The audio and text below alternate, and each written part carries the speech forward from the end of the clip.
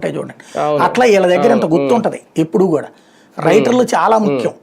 Writer ఆధ్వర్యంలో అక్కడ కొన్ని బీర్వాలు పెట్టి ఉంటాయి, ఆ బీర్వాలలో ఈ ప్రాపర్టీస్ అన్నీ ఉంటాయి. అసలు డబ్బులు కోర్టుకి సబ్మిట్ చేయక్కర్లేదు, అవి వీళ్ళు కావాలని తీసుకెళ్లారు కోర్టుకి కావాలని తీసుకెళ్లారు వీళ్ళు. కోర్టుకు తీసుకెళ్లిన యాజ్ పర్ నామ్స్ వీళ్ళు ఒక పిటిషన్ వేయాలి, ఇట్లాగంటే కోర్టు ఓకే తీసుకెళ్ళి ఇటుని జాగ్రత్తగా దాచిపెట్టండి లోపల అని చెప్తుంది. వీళ్ళ దగ్గరే ఉంటాయి ఆ డబ్బులు లెక్క ప్రకారం, బ్యాంకులో వేయక్కర్లేదు అది.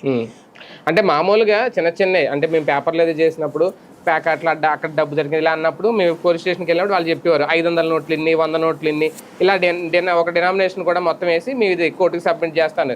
అలాంటిది ఇక్కడ మరి 11 కోట్ల రూపాయలు అంటే నిజంగా ఉండుంటే వీళ్ళు అడిగినట్టు దాని మీద ఆయన ఫింగర్ ప్రింట్ ఉన్నాయా, ఆ డబ్బు ఎక్కడ, ఆ సీరియల్ నెంబర్లో ఎప్పుడు వచ్చినాయి, ఇవన్నీ చేయొచ్చు. లేదు మేము బ్యాంకులో వేసేసాం అక్కడ చెప్పడం ఇక్కడ పెట్టుకోవడం అంటే ఏం దాస్తున్నట్టు. అంటే ఇక్కడ సమస్య ఏమొచ్చిందంటే ముందు వీళ్ళు తెలివిగా ఏం చేశారంటే దానికి అదేదో ఫామ్ 166 ఏదో ఉంటుంది, నాకు అంకె గుర్తు రావట్లేదు, ఒక సిస్టమ్ ఉంటుంది.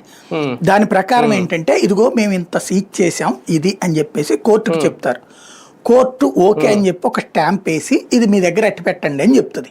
వీళ్ళు తీసుకొచ్చి మళ్ళీ ఇలా బీరవాలో పెట్టుకోవాలి, అంతే సిస్టమ్. దాంట్లో వీళ్ళకి డౌట్ వస్తే అప్పుడు అంటే వీళ్ళ దగ్గర భద్రత లేదనుకుంటే బ్యాంకులో వేయొచ్చది, కానీ వెయ్యరు. ఎందుకంటే అధికారులు మారుతూ ఉంటారు కదా. పోలీస్